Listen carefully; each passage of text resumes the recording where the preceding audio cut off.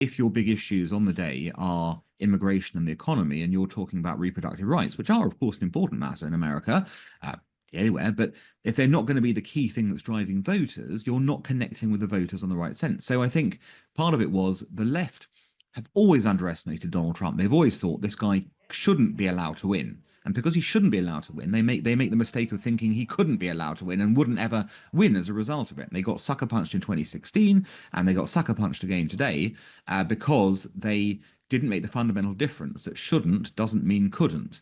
And what they needed to do, if they felt that he shouldn't be elected, was campaign effectively against him and connect with the American people to make them convinced that that would be the case. Well, I think it has been a bloodbath for the Democrats. I mean, you went into an election with polls suggesting neck and neck, some polls suggesting Kamala Harris was having a last-minute surge and was going to, kind of win the election quite handsomely. And yet, not only did she not win the election, she lost the popular vote, and Democrats have lost, the Senate and haven't gained control of the House either. So it's a total clean sweep for the Republicans. Difficult to see, what could be more of a bloodbath for them. I think it reflects that they've lost connection with the American mainstream. 4 years of Democratic presidential rule has not, made Americans think that the party is capable of presiding over great success. On the contrary, if you looked at the exit polls as people were, giving their view on whether the country was going in the right way or the wrong way, huge numbers of people expressing dissatisfaction with what had happened. So they were coming in off the back of 4 years of discontent, it would seem, whether fairly or unfairly. The Democrats got blamed for the economic situation in particular. The migration situation has also been a factor that was clearly playing out on the doorsteps, as it were, on election day as well. And it's it's symptomatic they were swept away in all of the races because it meant that there really was very little to commend.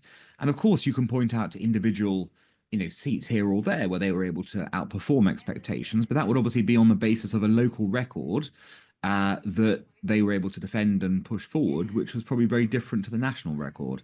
So I think nationally, Democrats are going to look at this election and go, how do we rebuild from here? What do we need to do in order to reconnect that American mainstream that clearly we've lost? And let's not forget, Donald Trump was not a perfect candidate for the other side. It's incredible to think that had it probably been any other Republican, there would have been an absolute landslide. Possible to think this could have gone a very significant way in the other direction had there been a stronger Republican candidate.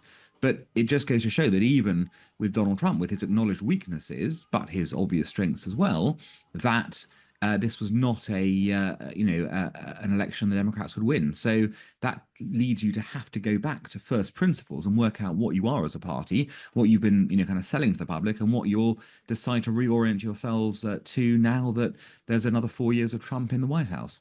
When they then chose Kamala Harris, they probably made a mistake in not subjecting her to more scrutiny or to more debate internally. They rushed it through on the basis this was an obvious choice. Well, it was obvious from a positional sense. She was the vice president, but it wasn't obvious because nobody knew what she stood for.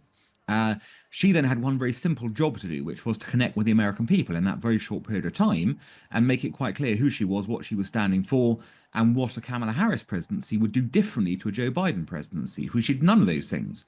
She wasn't able to articulate clear positions, really, on a couple of issues she did, but not. She didn't present a macro view of what a Harris presidency would do, and she also ended up being saddled with the problem of being Biden's vice president without really breaking out of that lock, saying, look, that was his administration, not mine. I'll do something differently. But if you can't connect with voters just generally, you're not going to convince them that you're on their side. When you're speaking out of both sides of your mouth like that, it's kind of difficult to work out where you or your party stand on the subject, and then that confusion is felt by the voters. So I think a lot of people just didn't understand where the Democrats were.